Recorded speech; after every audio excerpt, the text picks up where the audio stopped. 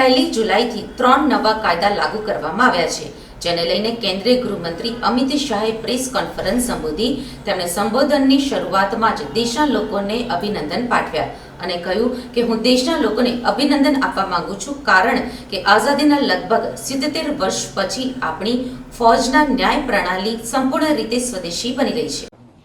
आज आप सभी को यहाँ देश में जो क्रिमिनल जस्टिस सिस्टम के 3 नए कानून आज से अमल में आ रहे हैं, इसके लिए आप सभी को निमंत्रित किया है।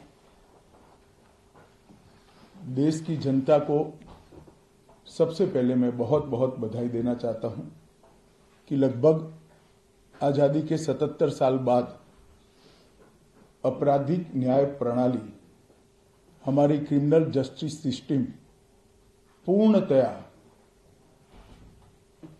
स्वदेशी हो रही है और भारतीय इथोस के आधार पर ये चलेगी। 75 साल के बाद इस कानूनों पर विचार हुआ और ये कानून जब आज से हर थाने में अपना काम करना चालू करेंगे, तब अंग्रेजों के बनाए हुए कानून निरस्त होकर भारत की संसद ने बनाए हुए कानून आएंगे। दंड की जगह न्याय लेगा, देरी की जगह स्पीडी ट्रायल और स्पीडी जस्टिस मिलेगा। और पहले सिर्फ पुलिस के अधिकारों की रक्षा की गई थी, अब पीड़ितों के अधिकारों की रक्षा और जो कंप्लेनेंट है इसके भी अधिकारों की रक्षा करने का काम होगा। तो एक नए नजरिए के साथ ये तीनों कानून आज सुबह से ही, मतलब कल मध्य रात्रि से काम करना शुरू किए हैं। अब इंडियन पिनल कोड, जिसको आईपीसी कहते थे, 1860 से जो कानून था, इसकी जगह बीएनएस भारतीय न्याय संहिता आएगी।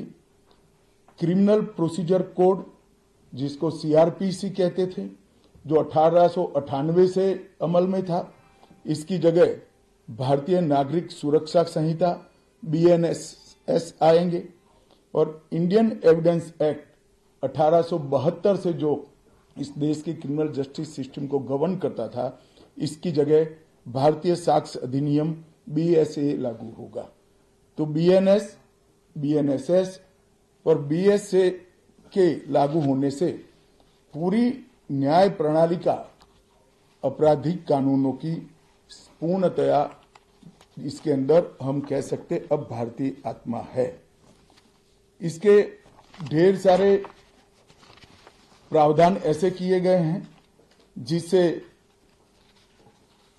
कई समूहों को फायदा होगा। कई सारी दफाएं जो अंग्रेजों के समय से विवाद में रही, इसको हटाकर आज के समय के अनुकूल धाराएं जोड़ी गई है। और कई सारी ऐसी चीजें जिससे भारतीय नागरिकों को परेशानी थी, इसको हटाकर नए प्रावधान किए गए हैं। सबसे पहले हमने इसमें हमारे संविधान के स्पिरिट के तहत दफाओं की और चैप्टर्स की प्रायोरिटी तय की है। सबसे पहली प्रायोरिटी महिलाओं और बच्चों के अपराध को दी गई है और मैं मानता हूं कि ये करने की बहुत समय से पहले जरूरत थी। एक पूरा अध्याय इसमें जोड़ा गया है जिसमें 35 धाराएं हैं और 13 प्रावधान हैं, जिसमें गैंग रेप के लिए अब 20 साल की सजा या तो कारावास, आजीवन कारावास, नाबालिग के साथ बलात्कार में मौत की सजा, झूठा वादा पहचान छिपाकर शोषण करने वालों के लिए भी अलग से अपराध बनाया गया है। पहले सुप्रीम कोर्ट के जजमेंट से चलता था। पीड़िता का बयान उसके घर पर महिला अधिकारियों की उपस्थिति में और अपने परिजनों की उपस्थिति में लेने का भी प्रावधान किया है। और इसके साथ साथ ऑनलाइन एफआईआर की व्यवस्था से भी ढेर सारी उत्पीड़न का सामना कर रही महिला एम्बरेसमेंट से बच पाएगी, ऐसा हमारा मानना है। सालों से देश भर में मॉब लिंचिंग के अपराध के लिए कानून में कोई प्रावधान नहीं था। प्रावधान करने की मांग होती थी। पहली बार मॉब लिंचिंग को परिभाषित किया गया है। नस्ल, जाति, समुदाय, लिंग, जन्म स्थान, भाषा और अन्य कारणों से जो मॉब लिंचिंग होता है, इसमें 7 वर्ष के कारावास से लेकर मृत्यु की सजा और आजीवन कारावास तक इसके अंदर जोड़ा गया है। तो एक बहुत बड़े समय से जो मांग थी वो पूरी होने जा रही है।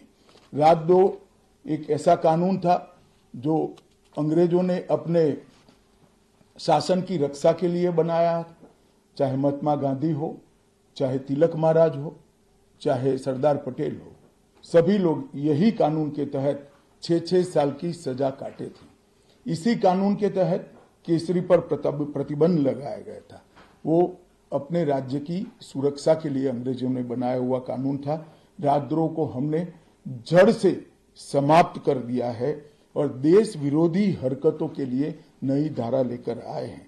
पहले सरकार के खिलाफ स्टेटमेंट देना गुनाह था, अब भारत की एकता और अखंडता को क्षतिग्रस्त करने के लिए ये कानून अमल में आएगा। तो आजादी के इतने सालों के बाद ये कानून में बदलाव हुआ है, जो एक बहुत बड़ा परिचायक है हमारे संविधान के स्पिरिट का।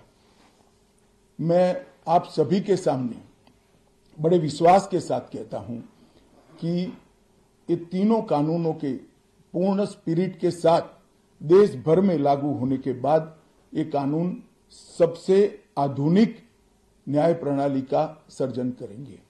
टेक्नोलॉजी को हमने न केवल अपनाया है, आने वाले 50 सालों तक टेक्नोलॉजी में जो भी अनुसंधान होने की संभावनाएं हैं, इस सबको कानून के अंदर हमने व्याख्या के तौर पर समाहित किया है, जैसे आने वाले समय में भी जो अनुसंधान होंगे वो व्याख्यायित किए गए। ये विश्व की सबसे आधुनिक न्याय प्रणाली बनेगी, इसका मुझे विश्वास है। कंप्यूटराइजेशन की प्रक्रिया ऑलरेडी पूरी हो गई है। 99.9% थाने कंप्यूटराइज हो चुके हैं। ई रिकॉर्ड जनरेट करने की प्रक्रिया भी हमने 2019 से ही चालू कर दी थी। 0 FIR, ई FIR, चार्जशीट और जवाब, ये सभी डिजिटल होगा। किसी को बड़े बड़े जेरोक्स निकालकर करने की जरूरत नहीं है। 1 लाख पेज की चार्जशीट भी एक छोटे से पेन ड्राइव से जजेस के सामने जाएगी और पक्षकर्ताओं को दिए जाएगी। 90 दिन के अंदर इस कानून में पीड़ित को, जिन्होंने न्याय की गुहार की है, उनको अपने केस का प्रोग्रेस ऑटोमेटिकली ऑनलाइन भेजा जाएगा। हमने इसके अंदर 7 साल और उससे ज्यादा सजा वाले सभी गुना में फॉरेंसिक की टीम की विजिट को कंपलसरी कर फॉरेंसिक एविडेंस को कानूनी जामा पहनाने का काम किया है। मैं मानता हूं कि इससे बहुत फायदा होगा। दोष सिद्धि का प्रमाण हम बहुत आगे तक ले जा पाएंगे। साक्ष्यों की रिकॉर्डिंग और जांच पड़ताल में रिकॉर्डिंग की अनुमति दी है। वीडियोग्राफी को सर्च और सीजर के वक्त पर अनिवार्य किया है, जिससे किसी को फंसाने की कोई साजिश न हो पाए। ई बयान बलात्कार की पीड़िता का या छेड़खानी की पीड़िता का ई बयान को भी कानूनी माना गया है और कोर्ट में ऑडियो वीडियो के माध्यम से पेशी करने का भी प्रावधान हमने किया है। ई पेशी में गवाह, आरोपी, विशेषज्ञ और पीड़ित सभी को कानूनी जामा पहनाने का काम किया है।